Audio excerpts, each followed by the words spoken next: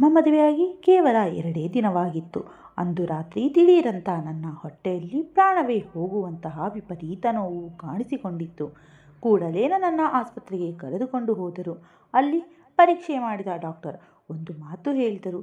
ನೀನು ಕೆಲವು ತಿಂಗಳ ಹಿಂದೆ ಗರ್ಭಪಾತ ಮಾಡಿಸಿಕೊಂಡಿದ್ದೀಯ, ಆ ಕಾರಣದಿಂದಲೇ ಈಗ ಈ ನೋವು ಬರುತ್ತಿದೆ ಅಂದರು. ಆ ಮಾತು ಕೇಳಿ ನಾನು ದಿಗಿಲು ಬಿದ್ದೆ.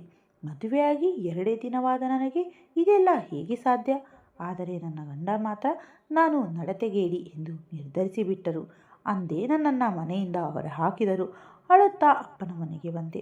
ನನ್ನ ನೋವು ನೋಡಿ ಅಪ್ಪ ನನ್ನನ್ನು ಮತ್ತೊಮ್ಮೆ ಬೇರೆ ಆಸ್ಪತ್ರೆಗೆ ಕರೆದುಕೊಂಡು ಹೋಗಿ ಪರೀಕ್ಷೆ ಮಾಡಿಸಿದರು. ಆದರೆ ಆಗ ಡಾಕ್ಟರ್ ಹೇಳಿದ ಸತ್ಯ ಕೇಳಿ ನನ್ನ ಕಾಲಡಿ ಭೂಮಿ ಕುಸಿದು ಹೋದಂತಾಯಿತು. ಅದು ಯಾಕೆ ಗೊತ್ತಾ? ನನ್ನ ಹೆಸರು ಕಾವ್ಯ. 2 ದಿನ ಕಳೆದರೆ ನನಗೆ ಮದುವೆ ನಡೆಯಬೇಕಿತ್ತು. ಈ ಮದುವೆ ಅಪ್ಪ ಅಮ್ಮನ ಇಷ್ಟದಂತೆ ನಿಶ್ಚಯವಾಗಿತ್ತು. ಅವರ ನಿರ್ಧಾರದಲ್ಲಿ ನನಗೆ ಎಲ್ಲಿಲ್ಲದ ಸಂತೋಷವಿತ್ತು. ನನಗಂತೂ ಮನೆಯಿಂದ ಹೊರಗೆ ಕಾಲಿಟ್ಟರೆ ಅಭ್ಯಾಸವಿರಲಿಲ್ಲ. ಹೊರಗಿನ ಲೋಕ ಹೇಗಿರುತ್ತದೆ, ಜನರು ಎಂಥವರು ಎಂಬುದೇ ನನಗೇನೂ ತಿಳಿದಿರಲಿಲ್ಲ. ಅಮ್ಮ ಯಾವಾಗಲೂ ಹೇಳುತ್ತಿದ್ದರು, ಕಾವ್ಯ, ಹೊರಗಿನ ಪ್ರಪಂಚ ತುಂಬ ಕೆಟ್ಟದ್ದಾಗಿದೆ ಮಗಳೇ, ತಿಳಿಯದೆ ಕೂಡ ಈ ಲೋಕದಲ್ಲಿ ಕಾಲಿಡಬೇಡ ಅಂತ. ನಾನು ಮೊದಲೇ ತುಂಬ ಹೆದರುವ ಸ್ವಭಾವದವಳು. ಹಾಗಾಗಿ ಅಮ್ಮ ಹೇಳಿದಂತೆ ಮನೆಯಲ್ಲಿಯೇ ಇರುತ್ತಿದ್ದೆ. ನನಗೆ ನನ್ನ ಮೇಲೆ ಆತ್ಮವಿಶ್ವಾಸವೇ ಇರಲಿಲ್ಲ. ಅದಕ್ಕೆ ಮುಖ್ಯ ಕಾರಣ ನಾನು ಹೊರಗಿನ ಜನರ ಜೊತೆ ಬೆರೆಯುತ್ತಿರಲಿಲ್ಲ. ಯಾರಾದರೂ ಹೊಸಬರ ಜೊತೆ ಮಾತನಾಡಬೇಕೆಂದರೆ ನನಗೆ ತುಂಬ ಸಂಕೋಚ ಮತ್ತು ಕಷ್ಟವಾಗುತ್ತಿತ್ತು. ಅತ್ತೆ ಮನೆಗೆ ಹೋದ ಮೇಲೆ ನೀನು ಅಲ್ಲಿ ಹೇಗೆ ಸಂಭಾಳಿಸುತ್ತೀಯೋ ಏನೋ ಅಂತ ಅಮ್ಮ ಆಗಾಗ ಚಿಂತೆ ಮಾಡುವುದನ್ನು ನಾನು ಕೇಳುತ್ತಿದ್ದೆ. ಮದುವೆಗೆ ಇನ್ನೂ 2 ದಿನ ಇರುವಾಗ ನನ್ನ ಮುಂದಿನ ಬದುಕಿನ ಬಗ್ಗೆ ಚಿಂತೆ ಇತ್ತು. ಆದರೂ ಅಪ್ಪ ಅಮ್ಮ ಮಾಡುವ ನಿರ್ಧಾರ ನನ್ನ ಒಳಿತಿಗೆ ಇರುತ್ತದೆ ಎಂಬ ನಂಬಿಕೆ ನನಗಿತ್ತು. ಕೊನೆಗೂ ಮದುವೆಯ ದಿನ ಬಂದೇ ಬಿಟ್ಟಿತು. ಅಂದು ಅಪ್ಪ ಅಮ್ಮ ಮುಖದಲ್ಲಿ ಎಲ್ಲಿಲ್ಲದ ಸಂಭ್ರಮವಿತ್ತು. ಆ ದಿನಗಳಲ್ಲಿ ಅಪ್ಪನ ಆರೋಗ್ಯ ಅಷ್ಟೇನೂ ಸರಿ ಇರಲಿಲ್ಲ. ಅಷ್ಟಿದ್ದರೂ ಮಗಳ ಮದುವೆಯ ಕೆಲಸಗಳನ್ನೆಲ್ಲ ತಾವೇ ಮುಂದೆ ನಿಂತು ನೋಡಿಕೊಂಡರು. ನೆಂಟರಿಷ್ಟರ ಉಪಚಾರದಿಂದ ಹಿಡಿದು ಅಡುಗೆಯವರೆಗೂ ಎಲ್ಲವನ್ನ ಓಡಾಡಿ ಮಾಡಿದರು. ಇಬ್ಬರು ತಮ್ಮಂದಿರಿಗೆ ನಾನೇ ಒಬ್ಬಳೇ ಅಕ್ಕ. ಹಾಗಾಗಿ ಅವರ ಸಂತೋಷಕ್ಕೆ ಮಿತಿಯೇ ಇರಲಿಲ್ಲ. ತಮ್ಮಂದಿರು ಇಬ್ಬರು ನನಗಿಂತ ಚಿಕ್ಕವರು. ನಮ್ಮ ಮನೆಯ ಪರಿಸ್ಥಿತಿ ಅಷ್ಟೇನೂ ಚೆನ್ನಾಗಿರಲಿಲ್ಲ. ಅಪ್ಪ ನನ್ನ ಮದುವೆಯಾಗಿ ವರ್ಷಗಟ್ಟಲೆ ಕಷ್ಟಪಟ್ಟು ಹಣ ಸೇರಿಸಿದ್ದರು. ಮಗಳ ಮದುವೆಯ ಜವಾಬ್ದಾರಿಯನ್ನು ಅದ್ಧೂರಿಯಾಗಿ ಮುಗಿಸಬೇಕು ಎಂಬುದು ಅವರ ಕನಸಾಗಿತ್ತು. ಮದುವೆ ದಿನ ಬಂದಿದ್ದರಿಂದ ಅಪ್ಪನ ಖುಷಿಗೆ ಪಾರವೇ ಇರಲಿಲ್ಲ. ಆದರೆ ಅಪ್ಪ ಸೇರಿಸಿದ ಹಣ ಮದುವೆಗೆ ಸಾಕಾಗಲಿಲ್ಲ. ಅದಕ್ಕಾಗಿ ಅವರು ಬೇರೆ ಕಡೆ ಕೈ ಸಾಲ ಮಾಡಿದರು. ಹೀಗೆ ನನ್ನ ಮದುವೆಗಾಗಿ ಅಪ್ಪ ಸಾಲದ ಸುಳಿಗೆ ಸಿಲುಕಿದರು. ಅಷ್ಟು ಸಾಲವನ್ನು ಅಪ್ಪ ತೀರಿಸುವುದು ತುಂಬ ಕಷ್ಟ ಎಂಬುದು ನನಗೂ ತಿಳಿದಿತ್ತು. ಅಪ್ಪನ ಪರಿಸ್ಥಿತಿ ನೆನೆದು ನನಗೆ ಮನಸ್ಸಿನಲ್ಲಿ ತುಂಬ ಬೇಜಾರಾಗುತ್ತಿತ್ತು. ಆದರೂ ಮದುವೆ ಮಾತ್ರ ತುಂಬ ವೈಭವದಿಂದ ನೆರವೇರಿತು. ನಾನು ಅತ್ತೆ ಮನೆಗೆ ಬಂದೆ. ಅಲ್ಲಿ ಎಲ್ಲರೂ ನನ್ನನ್ನು ಪ್ರೀತಿಯಿಂದ ಬರಮಾಡಿಕೊಂಡರು. ನಾನು ನೋಡಲು ಸುಂದರವಾಗಿದ್ದೇನೆ ಎಂದು ಅತ್ತೆ ಮನೆಯವರಿಗೆಲ್ಲರಿಗೂ ನನ್ನ ಮೇಲೆ ತುಂಬ ಹೆಮ್ಮೆ ಇತ್ತು. ನನ್ನನ್ನು ಯಾರು ನೋಡಿದರೂ ಹಾಗೆ ಕಣ್ಣು ಬಿಟ್ಟುಕೊಂಡು ನೋಡ್ತಾ ಇರ್ತಿದ್ರು. ಅಷ್ಟೊಂದು ಅಂದ ನನ್ನದಾಗಿತ್ತು. ಅರಳಿದ ದೊಡ್ಡ ಕಣ್ಣುಗಳು, ಹಾಲಿನಂತಹ ಬಿಳಿ ಬಣ್ಣ, ಸೊಂಟದವರೆಗೂ ಹರಡಿದ್ದ ಉದ್ದನೆಯ ಕೂದಲು, ನೇರವಾದ ಮೂಗು. ಇದಕ್ಕೆ ಕಾರಣ ಅಮ್ಮ ನನ್ನನ್ನು ಮನೆಯಿಂದ ಹೊರಗೆ ಕಳಿಸೋಕೆ ಎಷ್ಟೋ ಸಾರಿ ಯೋಚನೆ ಮಾಡುತ್ತಿದ್ದರು. ನಾನು ದೊಡ್ಡವಳಾದ ಮೇಲೆ ಅಪ್ಪ ಅಮ್ಮನಿಗೆ ನನ್ನ ಬಗ್ಗೆ ಕಾಳಜಿಗಿಂತ ಹೆಚ್ಚಾಗಿ ಎಲ್ಲಿಲ್ಲದ ಭಯ ಶುರುವಾಗಿತ್ತು. ಇಷ್ಟು ಸುಂದರವಾಗಿದ್ದಾಳೆ, ಹೊರಗಿನ ಲೋಕದಲ್ಲಿ ಯಾವುದಾದರೂ ಕೆಟ್ಟು ಕಣ್ಣು ಬಿದ್ದು ಏನಾದರೂ ಹೆಚ್ಚು ಕಡಿಮೆ ಆಗಿಬಿಟ್ರೆ ಗತಿ ಏನು ಅಂತ ಅವರು ದಿನ ಅಲುಗುತ್ತಿದ್ದರು. ನನ್ನ ಗಂಡ ಮದುವೆಗಿಂತ ಮುಂಚೆಯೇ ಫೋಟೋದಲ್ಲಿ ನನ್ನನ್ನು ನೋಡಿದರು. ಆದರೆ ಮದುವೆಯ ಮೊದಲ ರಾತ್ರಿ ನಾನು ಅವರ ಎದುರು ಕುಳಿತಾಗ ಅವರ ಹೃದಯ ಒಂದು ಕ್ಷಣ ನಿಂತೇ ಹೋದಂತಾಗಿತ್ತು. ಇಷ್ಟೊಂದು ರೂಪವತಿ ತನಗೆ ಹೆಂಡತಿಯಾಗಿ ಸಿಕ್ಕಿರೋದನ್ನು ಅವರಿಗೆ ನಂಬೋಕೆ ಆಗಲಿಲ್ಲ. ಆ ಮೊದಲ ರಾತ್ರಿ ಅವರು ತೋರಿದ ಪ್ರೀತಿ ನನ್ನ ಮನಸ್ಸಿನಲ್ಲಿದ್ದ ಅಳುಕು ಮತ್ತು ಭಯವನ್ನು ಪೂರ್ತಿಯಾಗಿ ಹೋಗಲಾಡಿಸಿತ್ತು. ಅಂದು ನಾನು ಎಲ್ಲಿಲ್ಲದ ಸುಖ ಅನುಭವಿಸಿದೆ. ದೇವರೇ, ಇಷ್ಟು ಪ್ರೀತಿ ಮಾಡೋ ಗಂಡನ್ನು ಕೊಟ್ಟಿದ್ದೀಯಲ್ಲ ಅಂತ ಮನಸಾರೆ ಧನ್ಯವಾದ ಹೇಳಿದೆ. ಹೀಗೆ ಒಂದು ದಿನ ಸುಖವಾಗಿ ಕಳೆಯಿತು. ಆದರೆ ಮದುವೆಯಾದ 2ನೇ ದಿನ ಯಾಕೋ ಏನೋ ಗೊತ್ತಿಲ್ಲ, ಹೊಟ್ಟೆಯಲ್ಲಿ ಸಣ್ಣಗೆ ನೋವು ಕಾಣಿಸಿಕೊಂಡಿತ್ತು. ಸ್ವಲ್ಪ ನೋವು ಇದ್ದಿದ್ದರಿಂದ ನಾನು ಅಷ್ಟಾಗಿ ತಲೆ ಕೆಡಿಸಿಕೊಳ್ಳಲಿಲ್ಲ. ಯಾಕೆಂದರೆ ಮದುವೆಗಿಂತ ಸ್ವಲ್ಪ ದಿನ ಮುಂಚೆ ಕೂಡ ಹೀಗೆ ನೋವಾಗಿತ್ತು. ಆದರೆ ಸ್ವಲ್ಪ ಹೊತ್ತಿನಲ್ಲಿ ತಾನಾಗಿಯೇ ನಿಂತು ಹೋಗಿತ್ತು. ಎಷ್ಟೋ ಸಲ ನನಗೆ ಹೀಗೆ ಆಗುತ್ತಿತ್ತು. ಹಾಗಾಗಿ ನಾನು ಅದನ್ನು ದೊಡ್ಡ ವಿಷಯ ಅಂತ ಅಂದುಕೊಳ್ಳಲಿಲ್ಲ. ಇವತ್ತು ಅಷ್ಟೇ ಸ್ವಲ್ಪ ಹೊತ್ತು ನೋವಾಗಿ ಆಮೇಲೆ ಕಡಿಮೆ ಆಗಬಹುದು ಅಂತ ಸುಮ್ಮನಿದ್ದೆ. ಅದರಲ್ಲೂ ಅತ್ತೆ ಮನೆಗೆ ಬಂದು 2ನೇ ದಿನ ಅಷ್ಟೇ.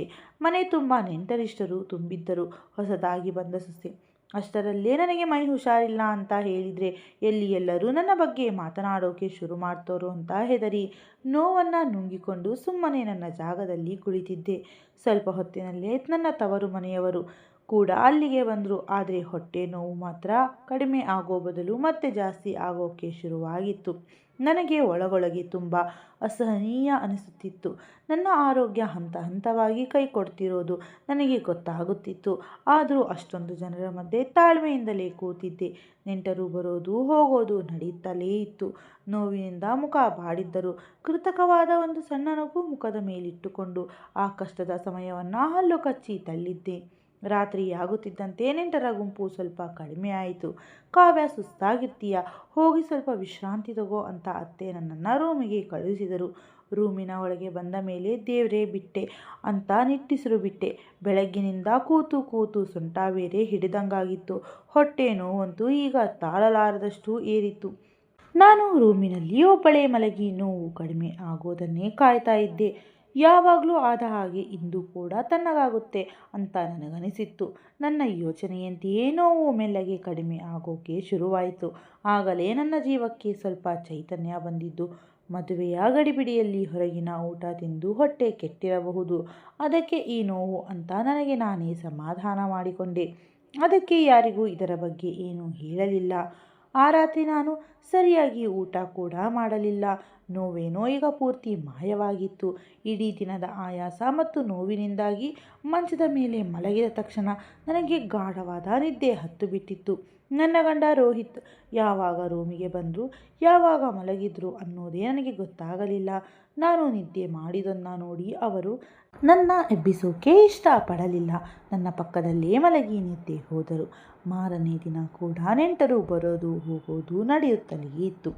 ದೇವರೇ ಪುಣ್ಯಕ್ಕೆ ಅಂದು ಬೆಳಗ್ಗೆ ನನ್ನ ಹೊಟ್ಟೆಯಲ್ಲಿ ನೋವೇ ಇರಲಿಲ್ಲ. ಹಾಗಾಗಿ ನಾನು ಖಂಡಿತ ಇದು ಊಟದ ಸಮಸ್ಯೆಯೇ ಇರಬೇಕು ಅಂತ ಪೂರ್ತಿ ನಂಬಿಬಿಟ್ಟೆ. ಅದು ಮದುವೆ ಆದ 3ನೇ ದಿನ. ಮದುವೆ ಕೆಲಸದ ಸುಸ್ತಿನಿಂದ ಮನೆಯವರೆಲ್ಲ ಬೆಳಗ್ಗೆ ಏಳೋದು ಸ್ವಲ್ಪ ತಡವಾಯಿತು. ನಾನು ಹೊಸ ಸೊಸೆ ಅಲ್ವಾ, ಹಾಗಾಗಿ ಯಾರೂ ನನ್ನನ್ನು ಎಬ್ಬಿಸೋ ಗೋಜಿಗೆ ಹೋಗಲಿಲ್ಲ. ಬೆಳಗ್ಗೆ 10 ಗಂಟೆಯ ಮೇಲೆ ನಾನು ಎದ್ದಾಗ ನನ್ನ ನಾದಿನಿ ನನಗೋಸ್ಕರ ಕಾಫಿ ತಿಂಡಿ ರೂಮಿಗೆ ತಂದು ಕೊಟ್ಟಳು. ತಿಂಡಿ ಮುಗಿಸಿ ನಾನು ನಿಧಾನವಾಗಿ ಹೊರಗೆ ಬಂದೆ. ಮನೆಯವರ ಜೊತೆ ಕೂತು ಹರಟೆ ಹೊಡೆಯುತ್ತಿರುವಾಗ ಮತ್ತೆ ನನಗೆ ಮೈಯೆಲ್ಲ ಒಂಥರ ಅಸಹನೀಯ ಅನಿಸೋಕೆ ಶುರುವಾಯಿತು. ಆದರೆ ಇದೆಲ್ಲ ನನ್ನ ಭ್ರಮೆ ಇರಬಹುದು ಅಂದುಕೊಂಡು ಅದನ್ನು ಪಕ್ಕಕ್ಕಿಟ್ಟು ಎಲ್ಲರ ಜೊತೆ ನಗುತ್ತಾ ಮಾತನಾಡುತ್ತಾ ಕಾಲ ಕಳೆದೆ. ಮದುವೆ ಮುಗಿದು ಇನ್ನೂ ಕೆಲವೇ ದಿನವಾಗಿದ್ದರಿಂದ ಕೆಲವು ನೆಂಟರು ಇನ್ನೂ ಅಲ್ಲೇ ಇದ್ದರು. ರೋಹಿತ್ ಅವರ ಅತ್ತೆ ಒಬ್ಬರು ಬೇರೆ ಊರಿನಿಂದ ಬಂದಿದ್ದರು. ಅವರು ಮಾತ್ರ ನನ್ನನ್ನು ತಲೆಯಿಂದ ಪಾದದವರೆಗೂ ಒಂಥರ ವಿಚಿತ್ರವಾಗಿ ನೋಡ್ತಾ ಇದ್ದರು. ಅವರು ನನ್ನ ನೋಡ್ತಿದ್ದ ರೀತಿ ನನಗೆ ತುಂಬ ಮುಜುಗರ ಉಂಟು ಮಾಡುತ್ತಿತ್ತು. ಅಂತಹ ನೋಟವನ್ನು ಎದುರಿಸೋಕೆ ಎಂತಹ ಧೈರ್ಯವಂತರಿಗೂ ಒಂದು ಕ್ಷಣ ನಡುಕ ಹುಟ್ಟುತ್ತಿತ್ತು. ಅಲ್ಲಿ ಕೂರೋದು ನನಗೆ ತುಂಬ ಕಷ್ಟ ಅನಿಸೋಕೆ ಶುರುವಾಗಿತ್ತು. ಅವರ ನೋಟದಿಂದ ತಪ್ಪಿಸಿಕೊಳ್ಳಲು ನಾನು ಎದ್ದು ನನ್ನ ರೂಮ್ಗೆ ಬಂದೆ. ನನಗೆ ಅಲ್ಲಿ ಹೊರಗೆ ಕೂರೋಕೆ ಆಗ್ತಾ ಇರಲಿಲ್ಲ. ಜೊತೆಗೆ ಹೊಟ್ಟೆ ನೋವು ಮತ್ತೆ ಮೆಲ್ಲಗೆ ಏರೋಕೆ ಶುರುವಾಗಿತ್ತು.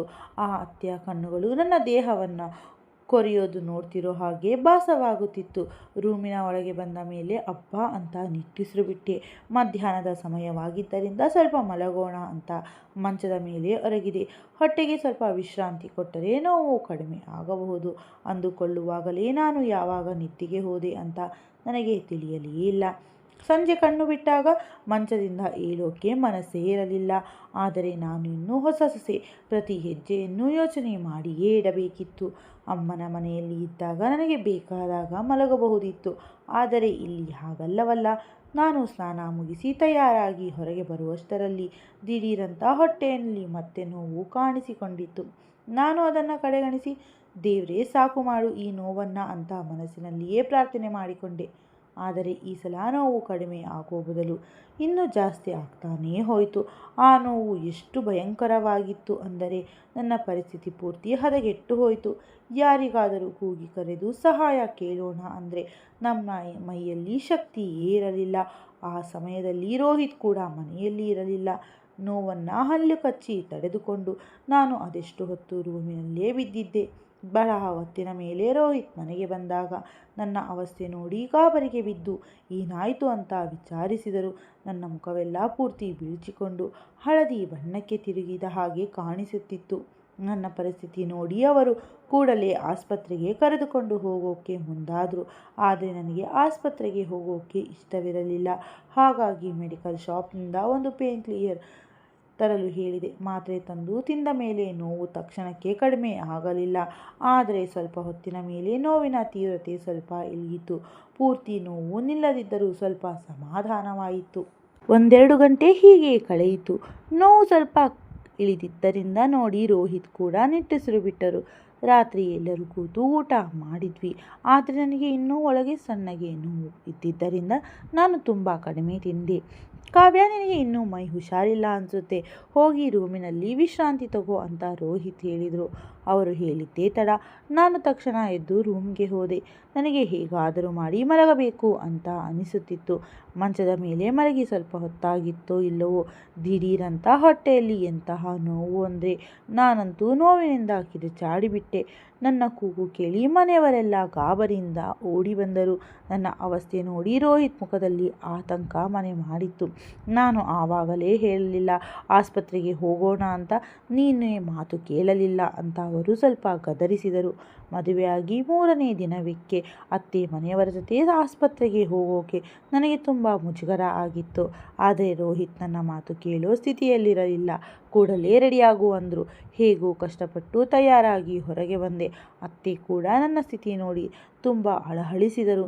ಅವರು ನನಗೆ ಹರಸಿ ಆಸ್ಪತ್ರೆಗೆ ಕಳುಹಿಸಿಕೊಟ್ಟರು. ಆಗ ರಾತ್ರಿ ಸುಮಾರು 8 ಗಂಟೆ ಇರಬಹುದು. ಆಸ್ಪತ್ರೆಗೆ ತಲುಪಿದ ಮೇಲೆ ನಾವು ನಮ್ಮ ಸರದಿಗಾಗಿ ಕಾಯುತ್ತಾ ಕೂತ್ವಿ. ಅಲ್ಲಿ ಎಷ್ಟೊಂದು ತರಹದ ರೋಗಿಗಳು ಬಂದಿದ್ದರು. ಕೆಲವರು ಗುಣಮುಖರಾದ ಖುಷಿಯಲ್ಲಿದ್ದರೆ ಇನ್ನು ಕೆಲವರು ತಮ್ಮವರ ಪ್ರಾಣ ಉಳಿಸೋದೆ ಅಂತ ದೇವರ ಹತ್ರ ಬೇಡಿಕೊಳ್ಳುತ್ತಾ ಇದ್ದರು. ಇತ್ತ ನನ್ನ ಹೊಟ್ಟೆಯ ನೋವು ಎಷ್ಟು ಜಾಸ್ತಿ ಇತ್ತು ಅಂದರೆ ನನಗೆ ಕೂರೋಕ್ಕೂ ಆಗ್ತಿರಲಿಲ್ಲ. ನೋವಿನಿಂದ ನರಳಾಡುತ್ತಿದ್ದೆ. ಅಸಹನೀಯ ಅನಿಸೋಕೆ ಶುರುವಾಗಿತ್ತು. ನನ್ನ ಪರಿಸ್ಥಿತಿ ತೀರಾ ಹದಗೆಡೋದನ್ನು ಕಂಡ ರೋಹಿತ್ ನಮ್ಮ ಸರದಿ ಬರುವವರೆಗೂ ಕಾಯದೆ ನೇರವಾಗಿ ಡಾಕ್ಟರ್ ರೂಮ್ಗೆ ಓಡಿ ಹೋಗಿ ವಿಷಯ ತಿಳಿಸಿದರು. ತಕ್ಷಣ ನನ್ನ ತುರ್ತು ಚಿಕಿತ್ಸಾ ವಿಭಾಗಕ್ಕೆ ಕರೆದುಕೊಂಡು ಹೋದರು.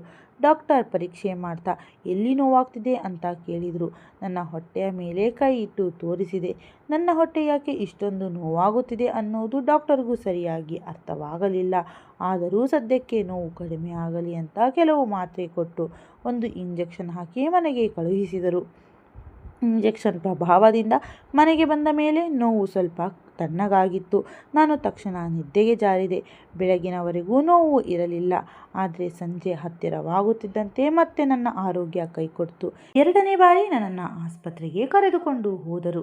ಈ ಸಲ ಡಾಕ್ಟರ್, ನೋಡು ಮಗಳೇ, ನಿನ್ನ ಹೊಟ್ಟೆ ಒಳಗೆ ಏನಾಗುತ್ತಿದೆ ಅಂತ ತಿಳಿಯಬೇಕಾದರೆ ಒಂದು ಸೋನೋಗ್ರಫಿ ಮಾಡಿಸಲೇಬೇಕು ಅಂದರು. ರಿಪೋರ್ಟ್ ನೋಡಿದರೆ ಮಾತ್ರ ಈ ನೋವಿನ ರಹಸ್ಯ ಗೊತ್ತಾಗೋದು. ಇದನ್ನು ಈಗಲೇ ಮಾಡಿಸಿ ಅಂದರು. ಡಾಕ್ಟರ್ ಸ್ವಲ್ಪ ಹೊತ್ತಿನಲ್ಲಿ ಸ್ಕ್ಯಾನಿಂಗ್ ಮುಗಿಯಿತು. ಅದರ ವರದಿ ಬರಲು ಇನ್ನೂ ಸ್ವಲ್ಪ ಸಮಯ ಬೇಕಿತ್ತು.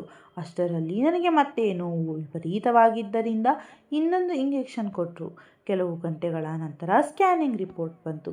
ನಾನು ಆಸ್ಪತ್ರೆ ಮಂಚದ ಮೇಲೆ ಮಲಗಿದ್ದೆ. ಪಕ್ಕದಲ್ಲೇ ರೋಹಿತ್ ಕೂತಿದ್ರು. ಡಾಕ್ಟರ್ ಕೂಡ ಅಲ್ಲೇ ಇದ್ದರು. ಆಗ ಒಬ್ಬ ನರ್ಸ್ ಬಂದು ಆ ರಿಪೋರ್ಟ್ ಅನ್ನು ಡಾಕ್ಟರ್ ಕೈಗೆ ಕೊಟ್ಟರು. ಆ ವರದಿಯನ್ನು ಓದುತ್ತಿದ್ದಂತೆಯೇ ಡಾಕ್ಟರ್ ಮುಖದ ಬಣ್ಣವೇ ಬದಲಾಗಿ ಹೋಗಿತ್ತು. ಹಣೆಯ ಮೇಲೆ ಸುಕ್ಕು ಕಾಣಿಸಿಕೊಂಡಿತ್ತು. ಡಾಕ್ಟರ್ ಮೇಡಮ್ ಬಹಳ ಹೊತ್ತಿನವರೆಗೆ ಆ ರಿಪೋರ್ಟನ್ನೇ ದಿಟ್ಟಿಸಿ ನೋಡ್ತಾ ಇದ್ರು. ಅವರ ಬಾಯಿಂದ ಒಂದು ಅಕ್ಷರವೂ ಬರುತ್ತಿರಲಿಲ್ಲ. ಕೊನೆಗೆ ತಾಳ್ಮೆಗೆಟ್ಟ ರೋಹಿತ್, ಡಾಕ್ಟರ್, ರಿಪೋರ್ಟ್ನಲ್ಲಿ ಏನಿದೆ ಅಂತ ಹೇಳ್ತೀರಾ ಅಂತ ಕೇಳಿದರು. ಆಗ ಡಾಕ್ಟರ್ ಹೇಳಿದ ಮಾತು ಕೇಳಿ ನನಗೆ ಪ್ರಜ್ಞೆ ತಪ್ಪೋದಂತಾಯಿತು. ರೋಹಿತ್ ಕೂಡ ಕಣ್ಣು ಬಿಟ್ಟುಕೊಂಡು ಆಘಾತದಿಂದ ಡಾಕ್ಟರ್ ಮುಖ ನೋಡ್ತಾ ಇದ್ರು. ಡಾಕ್ಟರ್ ಹೇಳಿರೋದು ನನ್ನ ಕಿವಿಗೆ ಕೇಳಿಸುತ್ತಿದ್ದರೂ ಅದನ್ನು ನಂಬೋಕ್ಕೆ ಆಗ್ತಾ ಇರಲಿಲ್ಲ. 1 ನಿಮಿಷ ಅವರು ಏನು ಹೇಳಿದ್ರು ಅಂತಲೇ ಅರ್ಥವಾಗಲಿಲ್ಲ. ಸ್ವಲ್ಪ ಹೊತ್ತಿನ ಮೇಲೆ ಆ ಮಾತಿನ ಅರ್ಥ ಮೆದುಳಿಗೆ ತಟ್ಟಿದಾಗ ನನ್ನ ಕಾಲಡಿ ಭೂಮಿ ಕುಸಿದು ಹೋದ ಅನುಭವವಾಯಿತು. ನನ್ನ ದೇಹದಿಂದ ಜೀವವೇ ಹಾರಿಹೋಯಿತು ಅನ್ನುವಷ್ಟು ನಡುಕ ಶುರುವಾಗಿತ್ತು. ಮೊದಲು ರೋಹಿತ್ ಡಾಕ್ಟರ್ ಮುಖವನ್ನು ಕೋಪದಿಂದ ದಿಟ್ಟಿಸಿದರು. ಆಮೇಲೆ ತಿರುಗಿ ನನ್ನನ್ನು ಒಂದು ನೋಟ ನೋಡಿದರು. ನೋಡಿ, ಆ ಕ್ಷಣದಲ್ಲಿ ಈ ಭೂಮಿ ಎರಡು ಸೀಲಾಗಿ ನಾನು ಅದರೊಳಗೆ ಹೂತು ಹೋಗಬಾರದೆ ಅಂತ ಅನಿಸಿಬಿಡ್ತು.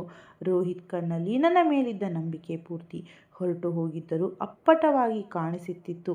ನಾನೇನು ದೊಡ್ಡ ಕಳ್ಳತನ ಮಾಡಿರೋ ಥರ ಅವರು ನನ್ನನ್ನು ನೋಡ್ತಾ ಇದ್ರು. ಡಾಕ್ಟರ್ಗೆ ನಾನು ಏನು ಉತ್ತರ ಕೊಡಲಿ, ರೋಹಿತ್ಗೆ ಇದನ್ನು ಹೇಗೆ ವಿವರಿಸಲಿ ಅಂತ ತಿಳಿಯದೆ ತಲೆ ಮರಗಟ್ಟಿ ಹೋಯಿತು. ಒಂದೆರಡು ಸೆಕೆಂಡ್ನಲ್ಲಿ ನನ್ನ ಪ್ರಪಂಚವೇ ತಲೆ ಕೆಳಗಾಗಿ ಬಿಡ್ತು. ಡಾಕ್ಟರ್ ಮೇಡಮ್ ಹೇಳ್ತಿದ್ರು, ನೋಡು ಮಗಳೇ, ಕೆಲವು ತಿಂಗಳ ಹಿಂದೆ ನೀನು ಗರ್ಭಪಾತ ಮಾಡಿಸಿಕೊಂಡಿದ್ದೀಯಲ್ಲ, ಆ ಕಾರಣಕ್ಕೆ ಈ ಹೊಟ್ಟೆಯಲ್ಲಿ ಇಷ್ಟೊಂದು ನೋವು ಬರುತ್ತಿದೆ ಅಂತ.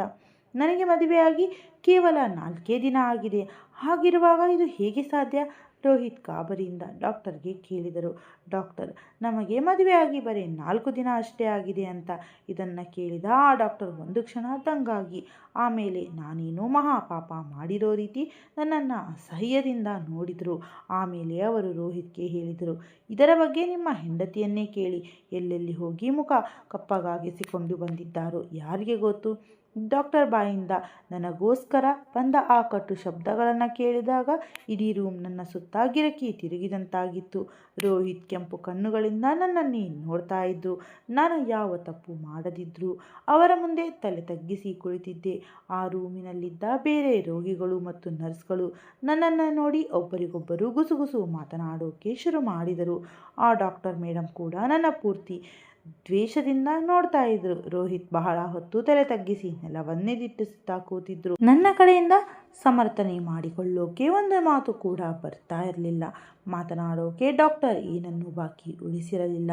ಅವರು ನೇರವಾಗಿ ನನ್ನ ನಡತೆಯ ಮೇಲೆಯೇ ಕಪ್ಪು ಚುಕ್ಕೆ ಇಟ್ಟು ಬಿಟ್ಟಿದ್ದರು. ನಾನು ಆಘಾತದಲ್ಲಿ ಒಂದು ಕಡೆ ಕಲ್ಲಾಗಿ ಕುಳಿತಿದ್ದೆ. ನಾನು ಅಪರಾಧಿ ಅಲ್ಲದಿದ್ದರೂ ನನ್ನ ಗಂಡನ ಕಣ್ಣಲ್ಲಿ ನೇರವಾಗಿ ನೋಡೋ ಧೈರ್ಯ ನನಗಿರಲಿಲ್ಲ. ನಾನು ನಿರಪರಾಧಿ ಅನ್ನೋದನ್ನು ಹೇಗೆ ಸಾಬೀತುಪಡಿಸಲಿ ಅಂತಲೇ ಗೊತ್ತಾಗುತ್ತಿರಲಿಲ್ಲ. ಆ ಸಮಯದಲ್ಲಿ ನನಗೆ ನಮ್ಮಮ್ಮನ ನೆನಪೇ ಬಂತು. ನಾನು ಯಾರ ಜೊತೆಯೂ ಅಷ್ಟಾಗಿ ಮಾತನಾಡಲ್ಲ ಅನ್ನೋದು ಅಮ್ಮನಿಗೆ ಚಿಂತೆ ಇತ್ತು. ನನ್ನಲ್ಲಿ ಆತ್ಮವಿಶ್ವಾಸ ಕಡಿಮೆ ಇರೋದು ಅವರಿಗೆ ಗೊತ್ತಿತ್ತು. ನನಗೋಸ್ಕರ ನಾನೇ ಮಾತನಾಡೋದನ್ನು ನಾನು ಕಲಿಯಲೇ ಇಲ್ಲ. ಇವತ್ತು ನನ್ನ ನಡತೆಯ ಬಗ್ಗೆ ಇಷ್ಟೆಲ್ಲ ಮಾತು ಬರ್ತಿದ್ರು. ನನ್ನ ಮೇಲೆ ಇಂತಹದ್ದೊಂದು ದೊಡ್ಡ ಅಣೆಪಟ್ಟಿ ಕಟ್ಟಿದ್ದರು. ನನ್ನ ತುಟಿಗಳು ಹೊಲಿದಂತಾಗಿದ್ದವು. ನನ್ನ ಮೆದುಳು ಕೆಲಸ ಮಾಡೋದೇ ನಿಂತು ಹೋಗಿತ್ತು. ಛೇ, ನನಗೋಸ್ಕರ ನಾನು ಮಾತನಾಡೋದನ್ನು ಕಲೀಲೇ ಇಲ್ಲವಲ್ಲ ಅಂತ ನನ್ನನ್ನು ನಾನೇ ಹಳಹಳಿಸಿಕೊಂಡೆ. ಸ್ವಲ್ಪ ಹೊತ್ತು ಕಳೆದ ಮೇಲೆ ನರ್ಸ್ ಬಂದು ಹೊಟ್ಟೆ ನೋವು ಕಡಿಮೆ ಆಗಲಿ ಅಂತ ಗ್ಲುಕೋಸ್ ಬಾಟಲಿ ಏರಿಸಿದ್ರು. ಆ ಬಾಟಲಿ ಖಾಲಿ ಆಗೋಕೆ 2 ಗಂಟೆ ಬೇಕಾಗಿತ್ತು. ಆ 2 ಗಂಟೆಗಳ ಕಾಲ ನಾನು ಬದುಕಿದ್ದರೂ ಸತ್ತಂತೆಯೇ ಇದ್ದೆ. ರೋಹಿತ್ ಮಾತ್ರ ನೆಲವನ್ನೇ ದಿಟ್ಟಿಸುತ್ತಾ ಕೂತಿದ್ದರು. ನಾನು ಗರ್ಭಿಣಿಯೇ ಆಗದ ಮೇಲೆ ಡಾಕ್ಟರ್ ಇಷ್ಟೊಂದು ದೊಡ್ಡ ಸುಳ್ಳನ್ನು ಹೇಗೆ ಹೇಳೋಕೆ ಸಾಧ್ಯ ಅಂತ ನನ್ನ ಮನಸ್ಸು ಚೀರಾಡುತ್ತಿತ್ತು. ಗ್ಲುಕೋಸ್ ಮುಗಿದ ಮೇಲೆ ರೋಹಿತ್ ನನ್ನನ್ನು ಮನೆಗೆ ಕರೆದುಕೊಂಡು ಬಂದು ನೋವು ಮತ್ತು ಅವಮಾನದಿಂದ ನನಗೆ ಸರಿಯಾಗಿ ಹೆಜ್ಜೆ ಇಡೋಕ್ಕೂ ಆಗ್ತಾ ಇರಲಿಲ್ಲ. ಕಾಲುಗಳು ತಡವರಿಸುತ್ತಿದ್ದವು. ನನ್ನ ಗಂಡನ ಕೆಂಪು ಕಣ್ಣುಗಳು ಮತ್ತು ಅವರ ಕೋಪ ನೋಡಿ ನನಗೆ ಜೀವವೇ ಹೋದಂತಾಗಿತ್ತು. ಗರ್ಭಿಣಿ ಆಗೋದು ಹಾಗಿರಲಿ, ನನ್ನ ಗಂಡನನ್ನು ಬಿಟ್ಟು ಇಲ್ಲಿಯವರೆಗೂ ಈ ಲೋಕದಲ್ಲಿ ಯಾವ ಗಂಡಸಿನ ಸ್ಪರ್ಶ ಕೂಡ ನನಗಿರಲಿಲ್ಲ. ನಾನು ಅಷ್ಟು ನಿರ್ಮಲವಾಗಿದ್ದೆ. ಹಾಗಿರುವಾಗ ಆ ಡಾಕ್ಟರ್ ಹೇಗೆ ಇಂತಹ ಅಪವಾದ ಹೊರಸಿದರು? ಇದನ್ನೇ ಯೋಚನೆ ಮಾಡಿ ಮಾಡಿ ತಲೆ ಸಿಡಿಯೋಕೆ ಶುರುವಾಯಿತು. ರೋಹಿತ್ ನನ್ನನ್ನು ಎಳೆದುಕೊಂಡು ಹೋಗುವವರಂತೆ ಮನೆಗೆ ಕರೆದುಕೊಂಡು ಬಂದರು. ನಾನು ನನ್ನ ರೂಮ್ಗೆ ಹೋಗಿ ಬಿದ್ದೆ. ರೋಹಿತ್ ನೇರವಾಗಿ ಅವರ ಅಮ್ಮನ ರೂಮ್ಗೆ ಹೋದರು. ಇದರ ಬಗ್ಗೆ ಅವರು ನನ್ನ ಹತ್ತಿರ ಒಂದು ಮಾತು ಕೇಳಲಿಲ್ಲ. ಬಹುಶಃ ಅವರು ಆ ಡಾಕ್ಟರ್ ಹೇಳಿದ ಮಾತನ್ನೇ 100ಕ್ಕೆ 100 ನಂಬಿಬಿಟ್ಟಿದ್ದರು. ನನಗೆ ಒಂದು ಸಲ ವಿವರಣೆ ಕೊಡೋಕ್ಕೆ ಅವರು ಅವಕಾಶ ಕೂಡ ಕೊಡಲಿಲ್ಲ. ನಾನು ಮೊದಲೇ ಅಳುಬುರುಕಿ. ಅಮ್ಮನ ಮನೆಯಲ್ಲಿ ಇದ್ದಾಗಲೂ ಅಷ್ಟೇ, ಏನೇ ಕೇಳಿದರೂ ಮೌನವಾಗಿ ಅತ್ತು ಬಿಡುತ್ತಿದ್ದೆ. ಇವತ್ತು ಅದೇ ಮೌನ ನನ್ನನ್ನು ಆವರಿಸಿತ್ತು. ನಾನು ಸುಮ್ಮನೆ ಇದ್ದೆ. ಅವರಿಗೆ ಡಾಕ್ಟರ್ ಮಾತು ನಿಜ ಇರಬಹುದು ಅನ್ನೋ ನಂಬಿಕೆಯನ್ನು ಇನ್ನೂ ಗಟ್ಟಿ ಮಾಡಿರಬಹುದು. ಇನ್ನು ಮುಂದೆ ಏನಾಗುತ್ತದೋ ಅಂತ ನಾನು ನನ್ನ ರೂಮಿನಲ್ಲಿ ಕೂತು ಅಳುತ್ತಿದ್ದೆ. ಆಗ ದಿಢೀರಂತ ರೂಮಿನ ಬಾಗಿಲು ರಭಸವಾಗಿ ತೆರೆಯಿತು. ರೋಹಿತ್ ಮತ್ತು ಅವರ ಅಮ್ಮ ಇಬ್ಬರು ಒಳಗೆ ಬಂದರು. ಒಳಗೆ ಬಂದಿದ್ದೇ ತಡ ರೋಹಿತ್ನ ಅಮ್ಮ ನನ್ನ ಮೇಲೆ ಕೆಟ್ಟ ಮಾತುಗಳ ಮಳೆ ಸುರಿಸೋಕೆ ಶುರು ಮಾಡಿದರು. ಎಂತಹ ನಡೆತಗೆಟ್ಟ ಸೊಸೆ ನಮಗೆ ಸಿಕ್ಕಿಬಿಟ್ಟಳಲ್ಲ, ಎಲ್ಲೆಲ್ಲಿ ಹೋಗಿ ಮುಖ ಕಪ್ಪಗಾಗಿಸಿಕೊಂಡು ಬಂದಿದ್ದೀಯೋ ಯಾರಿಗೆ ಗೊತ್ತು. ನನ್ನ ಮಗನ ಬಾಳನ್ನು ಹಾಳು ಮಾಡಿಬಿಟ್ಟೆ ನೀನು, ಎಂದಿಗೂ ಉದ್ಧಾರ ಆಗಲ್ಲ ಅಂತ ಶಾಪ ಹಾಕಿದರು. ಅಷ್ಟಕ್ಕೇ ನಿಲ್ಲದೆ ನನ್ನ ಮುಂದೆಯೇ ಅಪ್ಪನಿಗೆ ಫೋನ್ ಮಾಡಿ ಮನ ಬಂದಂತೆ ಬೈದರು. ಈಗಲೇ ಇಲ್ಲಿಗೆ ಬಂದು ನಿಮ್ಮ ಮಗಳನ್ನು ಕರೆದುಕೊಂಡು ಹೋಗಿ, ಇಂತಹ ಅವಲಕ್ಷಣದ ಹೆಣ್ಣನ್ನು ನಾವು ಈ ಮನೆಯಲ್ಲಿ ಇಟ್ಟುಕೊಳ್ಳೋಕೆ ಸಾಧ್ಯವೇ ಇಲ್ಲ ಅಂತ ಅರಚಾಡಿದರು. ಇಷ್ಟೆಲ್ಲ ನಡೆಯುತ್ತಿದ್ದರು ರೋಹಿತ್ ಮಾತ್ರ ಬಾಯಿ ಬಿಡದೆ ಸುಮ್ಮನೆ ನಿಂತಿದ್ದರು. ಅವರು ಅವರ ಅಮ್ಮನ ಬೈಗುಳವನ್ನು ಮತ್ತು ಅಪ್ಪನ ಅಸಹಾಯಕತೆಯ ಮಾತನ್ನು ಮೌನವಾಗಿ ಕೇಳಿಸಿಕೊಳ್ಳುತ್ತಿದ್ದರು. ನನ್ನ ಆತ್ಮ ಒಳಗೊಳಗೆ ಕಿರುಚಾಡುತ್ತಿತ್ತು. ನಾನು ಯಾವ ತಪ್ಪು ಮಾಡಿಲ್ಲ ಅಂತ ಹೇಳೋಕೆ ಪ್ರಾಣ ಪಣಕ್ಕಿಟ್ಟೆ, ಆದರೆ ಬಾಯಿಂದ ಒಂದು ಶಬ್ದವೂ ಬರುತ್ತಿರಲಿಲ್ಲ. ಕಣ್ಣೀರು ಮಾತ್ರ ಅವಿರತವಾಗಿ ಸುರಿಯುತ್ತಿತ್ತು. ಯಾರೂ ನನ್ನನ್ನು ಒಂದು ಪ್ರಶ್ನೆ ಕೂಡ ಕೇಳಲಿಲ್ಲ, ನನಗೇನಾಗಿದೆ ಅಂತ ವಿಚಾರಿಸಲೂ ಇಲ್ಲ. ಅದಕ್ಕೂ ಮೊದಲೇ ಅವರೆಲ್ಲ ನಿರ್ಧಾರ ತೆಗೆದುಕೊಂಡು ಬಿಟ್ಟಿದ್ದರು. ಈಗ ನನಗೆ ನನ್ನ ಬಗ್ಗೆ ಚಿಂತೆ ಇರಲಿಲ್ಲ, ಅಪ್ಪ ಅಮ್ಮನ ಬಗ್ಗೆ ಭಯವಾಗುತ್ತಿತ್ತು. ಈ ಮಾತು ಕೇಳಿ ಅವರ ಮನಸ್ಸು ಎಷ್ಟು ಒಡೆದು ಹೋಗಿರಬೇಡ. ಅಪ್ಪ ಎಷ್ಟು ಕಷ್ಟಪಟ್ಟು ಹಣ ಸೇರಿಸಿ ನನ್ನ ಮದುವೆ ಮಾಡಿದ್ರು ಅಂತ ನನಗೆ ಗೊತ್ತಿತ್ತು. ಎಷ್ಟೋ ಜನರ ಹತ್ತಿರ ಸಾಲ ಮಾಡಿದ್ದರು. ಆ ಸಾಲವನ್ನು ತೀರಿಸುವ ಮೊದಲೇ ಇಂತಹ ಪರಿಸ್ಥಿತಿ ಬರುತ್ತದೆ ಅಂತ ಅವರು ಕನಸಿನಲ್ಲಿಯೂ ಅಂದುಕೊಂಡಿರಲಿಲ್ಲ. ಮದುವೆಯಾಗಿ ಕೇವಲ 4 ದಿನಕ್ಕೆ ಇಷ್ಟೊಂದು ದೊಡ್ಡ ಭೂಕಂಪ ಆಗಿಬಿಟ್ಟಿತ್ತು. ನನ್ನ ಅತ್ತೆ ಮಾತ್ರ ನಿಲ್ಲಿಸದೆ ನನ್ನನ್ನು ಶಪಿಸುತ್ತಲೇ ಇದ್ದರು. ನಾಲಿಗೆಗೆ ಬಂದಂತೆ ಕೇವಲವಾಗಿ ಬೈಯುತ್ತಿದ್ದರು. ರೋಹಿತ್ ಕಣ್ಣುಗಳು ಕೋಪದಿಂದ ಕಿಡಿಕಾಯುತ್ತಿದ್ದವು. ಅವರು ನನ್ನನ್ನು ದ್ವೇಷದಿಂದಲೇ ನೋಡುತ್ತಿದ್ದರು. ಇವಳಿಗೆ ನಾನು ಈಗಲೇ ವಿಚ್ಛೇದನ ಕೊಡುತ್ತೇನೆ ಅಂತ ಅವರು ಸಿದ್ಧವಾಗಿ ಬಿಟ್ಟಿದ್ದರು. ರೋಹಿತ್ ನನ್ನ ಹೆತ್ತವರು ಬರೋದಕ್ಕಾಗಿ ಕಾದು ಕುಳಿತಿದ್ದರು. ನಾನಂತೂ ಯಾವುದೋ ದೊಡ್ಡ ಕೊಲೆ ಮಾಡಿ ಸಿಕ್ಕಿಬಿದ್ದ ಅಪರಾಧಿಯಂತೆ ಮೂಲೆಯಲ್ಲಿ ನಡುಗುತ್ತಾ ನಿಂತಿದ್ದೆ. ನನ್ನ ಅತ್ತೆಯಂತೂ ಮದುವೆಯಾದ ಹೊಸದರಲ್ಲೇ ಈಕೆಯ ಅಸಲಿ ಬಣ್ಣ ಬಯಲಾಯಿತು. ನನ್ನ ಮಗನಿಗೆ ಇವಳಿಂದ ಮುಕ್ತಿ ಸಿಕ್ತು ಅಂತ ದೇವರಿಗೆ ಕೈ ಮುಗಿಯುತ್ತಿದ್ದರು. ಸ್ವಲ್ಪ ಹೊತ್ತಿನ ನಂತರ ನನ್ನ ಅಪ್ಪ ಅಮ್ಮ ಅತೀವ ವೇದನೆಯಿಂದ ಅತ್ತೆ ಮನೆಗೆ ಬಂದರು. ನಾವೆಲ್ಲರೂ ಈಗ ಮನೆಯ ಮುಂದಿನ ಹಾಲ್ನಲ್ಲಿ ಕುಳಿತಿದ್ದೆವು. 4 ಕಡೆಯಿಂದ ನನ್ನ ಮೇಲೆ ಚುಚ್ಚು ಮಾತುಗಳ ಮಳೆ ಸುರಿಯುತ್ತಿತ್ತು. ಅಲ್ಲಿ ನಿಂತಿದ್ದ ಪ್ರತಿಯೊಬ್ಬರು ನನ್ನನ್ನು ಯಾವುದೋ ಅಸಹ್ಯ ವಸ್ತುವನ್ನು ನೋಡುವಂತೆ ನೋಡುತ್ತಿದ್ದರು. ನಾನು ಮಾತ್ರ ಒಂದು ಕಡೆ ನಿಂತು ಅಳುತ್ತಲೇ ಇದ್ದೆ. ಅಳುವುದನ್ನು ಬಿಟ್ಟರೆ ಬೇರೆ ಏನು ಮಾಡಬೇಕು ಅಂತಲೇ ನನಗೆ ತಿಳಿಯುತ್ತಿರಲಿಲ್ಲ. ರೋಹಿತ್ ಅವರ ಅತ್ತೆ ನನ್ನನ್ನು ಹಗುರವಾದ ಹೆಣ್ಣು ಎಂಬಂತೆ ಅತ್ಯಂತ ಕೀಳು ಮಟ್ಟದ ಮಾತುಗಳಿಂದ ಹೀಯಾಳಿಸಿದರು. ಅವರು ನನ್ನ ಅತ್ತೆಗೆ, ನಾನು ಮೊದಲೇ ಹೇಳಿಲ್ವಾ, ಗೊತ್ತಿಲ್ಲದ ಕಡೆ ಸಂಬಂಧ ಬೆಳೆಸಬೇಡ ಅಂತ, ನೀನು ನನ್ನ ಮಾತು ಕೇಳದೆ ನಿನ್ನ ಮಗನ ಜೀವನವನ್ನು ಹಾಳು ಮಾಡಿ ಅಂತ ಅರಚಾಡುತ್ತಿದ್ದರು. ಅಸಲಿಗೆ ಈ ಮದುವೆಯಲ್ಲಿ ಅವರಿಗೆ ಮೊದಲಿನಿಂದಲೂ ಇಷ್ಟವಿರಲಿಲ್ಲ. ಯಾಕೆಂದರೆ ಅವರಿಗೆ ತಿಳಿದಿದ್ದ ಹೆಣ್ಣನ್ನೇ ರೋಹಿತ್ಗೆ ಕೊಡಬೇಕು ಎಂಬುದು ಅವರ ಆಸೆಯಾಗಿತ್ತು. ಆದರೆ ನನ್ನ ಅತ್ತೆ ಹಠಕ್ಕೆ ಬಿದ್ದು ತನಗೆ ಇಷ್ಟವಾದ ನನ್ನನ್ನು ಸೊಸೆಯಾಗಿ ತಂದರು. ಈಗ ಆ ಅತ್ತೆಗೆ ತನ್ನ ನಿರ್ಧಾರವೇ ಸರಿ ಮತ್ತು ನನ್ನ ಅತ್ತೆಯ ನಿರ್ಧಾರ ತಪ್ಪು ಎಂದು ಸಾಬೀತುಪಡಿಸಲು ಒಂದು ದೊಡ್ಡ ಅವಕಾಶ ಸಿಕ್ಕಂತಾಗಿತ್ತು. ಅಪ್ಪ ಅಮ್ಮ ಒಳಗೆ ಬರುತ್ತಿದ್ದಂತೆ ನಾನು ಓಡಿ ಹೋಗಿ ಅಮ್ಮನನ್ನು ಗಟ್ಟಿಯಾಗಿ ಅಪ್ಪಿಕೊಂಡು ಅತ್ತೆ ಅಮ್ಮ ನನ್ನನ್ನು ಸಮಾಧಾನ ಮಾಡಲು ಯತ್ನಿಸಿದರು. ಆದರೆ ನನ್ನ ಅಳು ನಿಲ್ಲುತ್ತಲೇ ಇರಲಿಲ್ಲ. ಇಷ್ಟು ಗಂಟೆಗಳ ಕಾಲ ನಾನು ಅನುಭವಿಸಿದ ನರಕ ಯಾತನೆ ಅಪ್ಪ ಅಮ್ಮನನ್ನು ನೋಡಿದ ಕೂಡಲೇ ಕಣ್ಣೀರಿನ ರೂಪದಲ್ಲಿ ಹೊರಬಂತು. ನಾನು ಮಾತ್ರ ಅಪ್ಪ ಅಮ್ಮನನ್ನು ಕೂರಿಸಿ ಮನ ಬಂದಂತೆ ಬೈಯುತ್ತಿದ್ದರು. ಇಂತಹ ಯೋಗ್ಯತೆ ಇಲ್ಲದ ಮಗಳನ್ನು ನನ್ನ ಮಗನಿಗೆ ಯಾಕೆ ಕಟ್ಟಿ ಹಾಕಿದರಿ, ನಿಮಗೆ ನಾಚಿಕೆ ಆಗಲ್ವಾ ಅಂತ ಕೂಗಾಡಿದರು. ನನ್ನ ಅಮ್ಮ ಮಾತ್ರ ನನ್ನ ಮಗಳು ಅಂತಹವಳಲ್ಲ ಎಂದು ಹಣೆ ಮಾಡಿ ಅತ್ತೆ ಮನೆಯವರ ಮುಂದೆ ವಾದಿಸಿದರು. ಆದರೆ ನನ್ನ ಅಪ್ಪ ಮಾತ್ರ ತಲೆ ತಗ್ಗಿಸಿ ಕುಳಿತಿದ್ದರು. ಅವರು ಅಂದು ತುಂಬ ಅಶಕ್ತರಾಗಿ ಕಾಣುತ್ತಿದ್ದರು. ಖಂಡಿತ ಎಲ್ಲೋ ಏನೋ ತಪ್ಪಾಗಿದೆ, ನನ್ನ ಮಗಳು ಇಂತಹ ಕೆಲಸ ಮಾಡೋಳಲ್ಲ ಅಂತ ಅಪ್ಪ ರೋಹಿತ್ ಮತ್ತು ಅತ್ತೆಗೆ ಭರವಸೆ ನೀಡಿದರು. ಆದರೆ ಅವರು ಯಾವುದನ್ನು ಕೇಳುವ ಸ್ಥಿತಿಯಲ್ಲಿರಲಿಲ್ಲ. ತಕ್ಷಣ ನಿಮ್ಮ ಮಗಳನ್ನು ಇಲ್ಲಿಂದ ಕರೆದುಕೊಂಡು ಹೋಗಿ, 1 ನಿಮಿಷ ಕೂಡ ಇವಳನ್ನು ಈ ಮನೆಯಲ್ಲಿ ನೋಡಲು ನಮಗೆ ಸಾಧ್ಯವಿಲ್ಲ ಅಂತ ಖಂಡಿತವಾಗಿ ಹೇಳಿಬಿಟ್ಟರು. ರೋಹಿತ್ ಕೋಪದ ಉತ್ತುಂಗಕ್ಕೇರಿದ್ದರು. ಅವರು ನನ್ನ ಕೈ ಹಿಡಿದು ಎಳೆದುಕೊಂಡು ಬಂದು ಅಪ್ಪನ ಕೈಗೆ ಕೊಟ್ಟರು. ಇವಳನ್ನ ಇಲ್ಲಿಂದ ಕರೆದುಕೊಂಡು ಹೋಗಿ. ಇನ್ನು ಮುಂದೆ ಇವಳ ಮುಖ ನೋಡೋಕ್ಕೂ ನಮಗೆ ಇಷ್ಟವಿಲ್ಲ. ಇನ್ನು ಕೆಲವೇ ದಿನಗಳಲ್ಲಿ ನಿಮಗೆ ಡೈವೋರ್ಸ್ ನೋಟಿಸ್ ಕಳಿಸುತ್ತೇನೆ ಅಂದುಬಿಟ್ಟರು. ವಿಚ್ಛೇದನ ಅನ್ನೋ ಮಾತು ಕೇಳಿದ ಕೂಡಲೇ ಅಪ್ಪ ರೋಹಿತ್ನ ಕಾಲಿಗೆ ಬಿದ್ದು ಅಳತೊಡಗಿದ್ದರು. ತನ್ನ ತಲೆಯನ್ನ ಅವರ ಕಾಲಿನ ಮೇಲಿಟ್ಟು ಸ್ವಲ್ಪ ದಿನ ಕಾಲಾವಕಾಶ ಕೊಡಿ ಎಂದು ಕಣ್ಣೀರು ಹಾಕಿದರು. ಅಪ್ಪನ ಈ ಸ್ಥಿತಿಯನ್ನು ಕಂಡು ರೋಹಿತ್ಗೆ ಸ್ವಲ್ಪ ಕರುಣೆ ಬಂತಂತಾಯಿತು. ಸರಿ ನಿಮಗೆ 5 ದಿನಗಳ ಸಮಯ ಕೊಡುತ್ತೇನೆ. ನಿಮ್ಮ ಮಗಳು ನಿರಪರಾಧಿ ಎಂದು ನೀವು ಸಧಾರವಾಗಿ ಸಾಬೀತುಪಡಿಸದಿದ್ದರೆ ನಾನು ಇವಳನ್ನು ಮುಟ್ಟೋದು ಕೂಡ ಇಲ್ಲ. ನೇರವಾಗಿ ವಿಚ್ಛೇದನ ನೀಡಿ ಮನೆಗೆ ಕಳುಹಿಸುತ್ತೇನೆ ಎಂದರು. ನನಗೂ ಮತ್ತು ನನ್ನ ಹೆತ್ತವರಿಗೂ ಆ 5 ದಿನಗಳ ಕಾಲಾವಕಾಶ ಅತ್ಯಂತ ಮುಖ್ಯವಾಗಿತ್ತು. ನನ್ನ ಮೇಲೆ ಬಂದ ಈ ದೊಡ್ಡ ಕಳಂಕ ಸುಳ್ಳು ಎಂದು ಸಾಬೀತುಪಡಿಸಲು ನನಗೆ ಸಿಕ್ಕಿದ್ದು ಕೇವಲ ಆ 5 ದಿನಗಳು ಮಾತ್ರ. ಅಪ್ಪ ಅಮ್ಮ ನನ್ನನ್ನು ತವರಿಗೆ ಕರೆದುಕೊಂಡು ಬಂದರು. ಮನೆಯಲ್ಲಿ ಪೂರ್ತಿ ಗೊಂದಲಮಯ ವಾತಾವರಣವಿತ್ತು. ಮದುವೆಯಾಗಿ ಕೇವಲ 4 ದಿನಕ್ಕೆ ಗಂಡ ವಿಚ್ಛೇದನದ ಮಾತನಾಡುತ್ತಿದ್ದಾನೆ. ನನ್ನ ನಡತೆಯ ಮೇಲೆ ಕೆಸರು ಎರಚಲಾಗಿದೆ. ಈಗ ನಾನೇನು ಮಾಡಲಿ, ಮುಂದೆ ಏನಾಗುತ್ತದೆ ಅನ್ನೋದು ನನಗೆ ಚೂರು ಅರ್ಥವಾಗುತ್ತಿರಲಿಲ್ಲ. ಆಸ್ಪತ್ರೆಯ ಡಾಕ್ಟರ್ ಹೇಳಿದ ವಿಷಯ ನನ್ನ ತಮ್ಮಂದಿರಿಗೆ ತಿಳಿದಂತೆಯೇ ಅವರು ಕೋಪದಿಂದ ಕೆಂಡವಾದರು. ನಮ್ಮ ಇಡೀ ವಂಶದ ಮರ್ಯಾದೆ ಹರಾಜು ಹಾಕಿಬಿಟ್ಟೆ, ಸಮಾಜದಲ್ಲಿ ನಾವು ತಲೆ ಎತ್ತದಂತೆ ಮಾಡಿಬಿಟ್ಟೆ ಅಂತ ಕಿರಚಾಡುತ್ತಾ ನನ್ನನ್ನು ಹೊಡೆಯೋಕೆ ಓಡಿ ಬಂದರು. ನಾವು ಎಲ್ಲಿ ಅಂತ ಮುಖ ತೋರಿಸಿಕೊಳ್ಳಲಿ ಅಂತ ಅವರು ಕೇಳ್ತಿದ್ರೆ ನನ್ನ ಹತ್ತಿರ ಅಳೋದನ್ನು ಬಿಟ್ಟರೆ ಬೇರೆ ಉತ್ತರವೇ ಇರಲಿಲ್ಲ.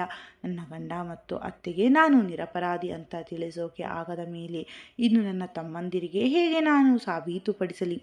ನನ್ನ ತುಟಿಗಳು ಒಣಗಿ ಹೋಗಿದ್ದವು. ಆಗ ಅಪ್ಪ ಅಮ್ಮನೇ ಅಡ್ಡ ಬಂದು ತಮ್ಮಂದಿರನ್ನ ತಡೆದು ನಿಲ್ಲಿಸಿದರು. ನೋಡುತ್ತಿದ್ದಂತೆಯೇ ಈ ಸುದ್ದಿ ಗಾಳಿಯಂತೆ ಹರಡಿ ಊರವರಿಗೆಲ್ಲರಿಗೂ ಮತ್ತು ನೆಂಟರಿಷ್ಟರಿಗೂ ತಿಳಿಯಿತು. ಮದುವೆಗೆ ಮುಂಚೆಯೇ ಕಾವ್ಯ ಗರ್ಭಿಣಿಯಾಗಿದ್ದಳಂತೆ ಎಂಬ ಮಾತನ್ನು ಕೇಳಿ ಎಲ್ಲರೂ ಆಘಾತದಿಂದ ಬಾಯಿಯ ಮೇಲೆ ಬೆರಳಿಟ್ಟುಕೊಂಡರು. ನನ್ನ ಭವಿಷ್ಯದ ಬಗ್ಗೆ ಯೋಚನೆ ಮಾಡುತ್ತಾ ಅಪ್ಪ ಅಮ್ಮ ಅಂದು ಇಡೀ ರಾತ್ರಿ ನಿದ್ದೆ ಇಲ್ಲದೆ ಮಾತನಾಡುತ್ತಾ ಕಳೆದರು. ನನಗಂತೂ ಒಂದು ನಿಮಿಷವೂ ಕಣ್ಣು ಮುಚ್ಚೋಕೆ ಆಗಲೇ ಇಲ್ಲ. ಬೆಳಗ್ಗೆ ನಾನು ರೂಮಿನಿಂದ ಹೊರಗೆ ಬಂದಾಗ ಅಪ್ಪ ಅಮ್ಮ ಆಗಲೇ ಎಲ್ಲಿಗೆ ಹೋಗೋಕ್ಕೂ ತಯಾರಾಗಿದ್ದರು. ಕಾವ್ಯ, ನೀನು ಬೇಗ ರೆಡಿಯಾಗಿ ಬಾ ಅಂತ ಅಮ್ಮ ಅಂದರು. ನಾನು ಯಾವುದೇ ಮರುಪ್ರಶ್ನೆ ಮಾಡದೆ ರೂಮಿಗೆ ಹೋಗಿ ಸಿದ್ಧವಾಗಿ ಬಂದೆ. ನಾನು ತಯಾರಾಗಿ ಬಂದ ಮೇಲೆ ಅಮ್ಮ ಮತ್ತೆ ಅದೇ ಡಾಕ್ಟರ್ ಹತ್ತಿರ ಹೋಗೋಣ ಅಂದರು. ನನ್ನನ್ನು ಇನ್ನೊಮ್ಮೆ ಪೂರ್ತಿಯಾಗಿ ಪರೀಕ್ಷೆ ಮಾಡಿಸಬೇಕು ಎಂಬುದು ಅವರ ಹಠವಾಗಿತ್ತು. ಏಕೆಂದರೆ ನನ್ನ ಅಪ್ಪ ಅಮ್ಮನಿಗೆ ನನ್ನ ಮೇಲೆ ಚೂರು ಸಂಶಯವಿರಲಿಲ್ಲ. ನನ್ನ ಬಗ್ಗೆ ಅಂತಹ ಒಂದು ಕೆಟ್ಟ ವಿಷಯ ನಡೆಯೋಕೆ ಸಾಧ್ಯವೇ ಇಲ್ಲ ಅಂತ ಅವರು ನಂಬಿದ್ದರು. ಅವರಿಗೆ ನನ್ನ ಮೇಲೆ ಅಷ್ಟು ಅಚಲವಾದ ನಂಬಿಕೆ ಇತ್ತು. ಯಾಕೆಂದರೆ ನನ್ನ ಇಡೀ ಬದುಕು ಕಳೆದಿದ್ದೇ ಅವರ ಕಣ್ಣ ಮುಂದೆ. ನನ್ನ ಸ್ವಭಾವ ಏನು ಅಂತ ಅವರಿಗೆ ಚೆನ್ನಾಗಿ ಗೊತ್ತಿತ್ತು. ಡಾಕ್ಟರ್ ಬಳಿ ಹೋದರೆ ಸತ್ಯ ಹೊರ ಬಂದೇ ಬರುತ್ತದೆ ಅಂತ ಅಪ್ಪ ಅಮ್ಮ ರಾತ್ರಿ ಪೂರ್ತಿ ಚರ್ಚಿಸಿ ಈ ತೀರ್ಮಾನಕ್ಕೆ ಬಂದಿದ್ದರು. ನಾವು ಮತ್ತೆ ಅದೇ ಆಸ್ಪತ್ರೆಗೆ ಹೋದೆವು.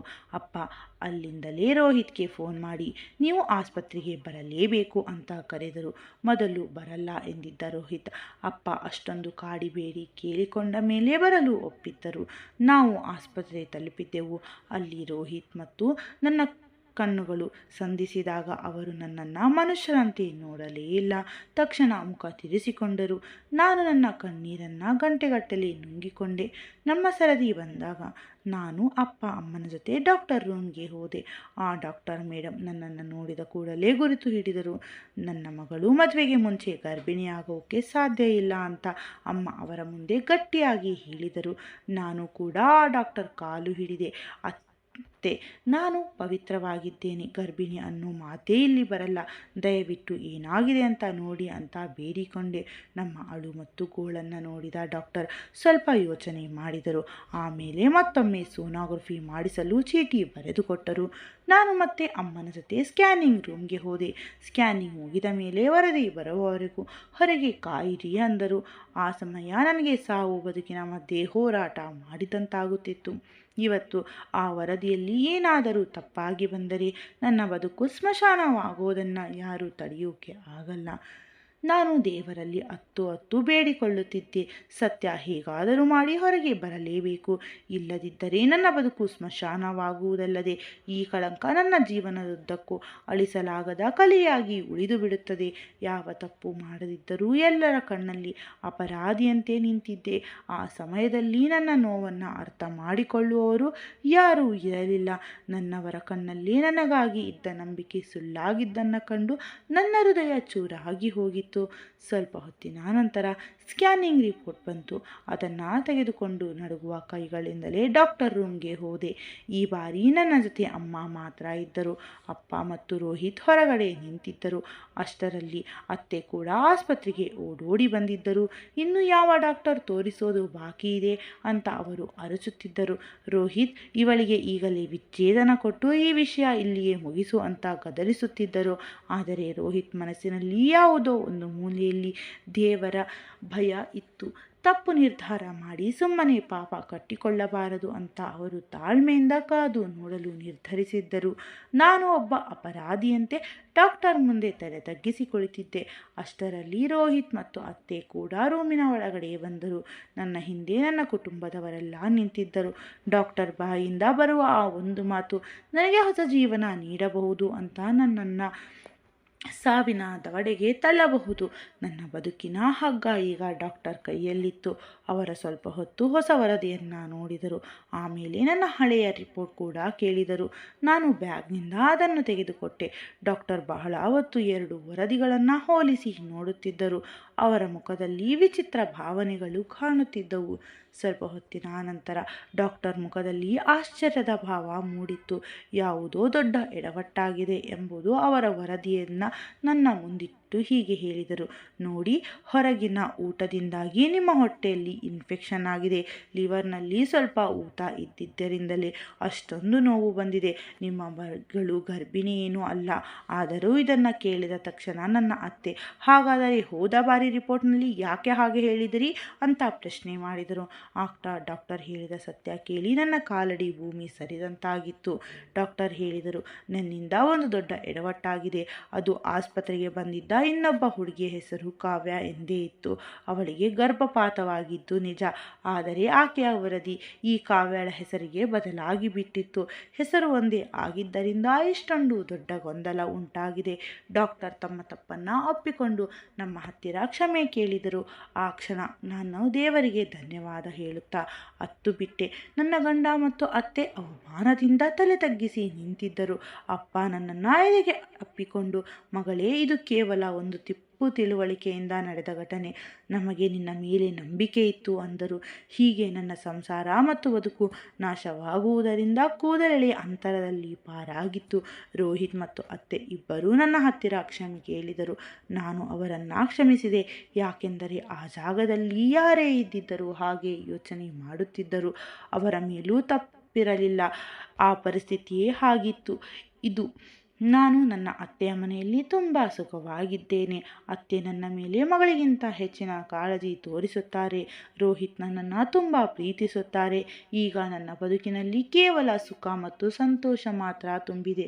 ಈ ಒಂದು ಪರೀಕ್ಷೆ ನನ್ನ ಮತ್ತು ನನ್ನ ಗಂಡನ ನಡುವಿನ ನಂಬಿಕೆಯನ್ನು ಮತ್ತಷ್ಟು ಗಟ್ಟಿ ಮಾಡಿದೆ. ಇಡೀ ಜಗತ್ತೇ ಕೈಬಿಟ್ಟರೂ ಪೋಷಕರಿಗೆ ತಮ್ಮ ಮಕ್ಕಳ ಮೇಲಿರುವ ನಂಬಿಕೆಗೆ ಸಾಟಿಯೇ ಇಲ್ಲದ್ದು. ಆ ನಂಬಿಕೆಯೇ ಸತ್ಯವನ್ನು ಹೊರತರಲು ಮತ್ತು ಒಂದು ಬದುಕನ್ನು ಉಳಿಸಲು ಶಕ್ತಿಯುತವಾಗುತ್ತದೆ. ಧನ್ಯವಾದಗಳು ವೀಕ್ಷಕರೇ. ಈ ಕಥೆಯ ಬಗ್ಗೆ ನಿಮ್ಮ ಅನಿಸಿಕೆಯನ್ನು ದಯವಿಟ್ಟು ಕಮೆಂಟ್ ಮಾಡಿ ತಿಳಿಸಿ. ಜೊತೆಗೆ ಮರೆಯದೇ ಚಾನಲನ್ನು ಸಬ್ಸ್ಕ್ರೈಬ್ ಮಾಡಿಕೊಂಡು ಈ ಕನ್ನಡತೆಯನ್ನು ಪ್ರೋತ್ಸಾಹಿಸಿ. ನಿಮ್ಮ ಕಮೆಂಟ್ಗಳಿಗಾಗಿ ನಾನು ಸದಾ ಕಾಯ್ತಾ ಇರುತ್ತೇನೆ. ಮತ್ತೊಂದು ಹೊಸ ಕಥೆಯೊಂದಿಗೆ ಭೇಟಿಯಾಗೋಣ. ಅಲ್ಲಿಯವರೆಗೂ ಖುಷಿಯಾಗಿರಿ, ಆರೋಗ್ಯವಾಗಿರಿ.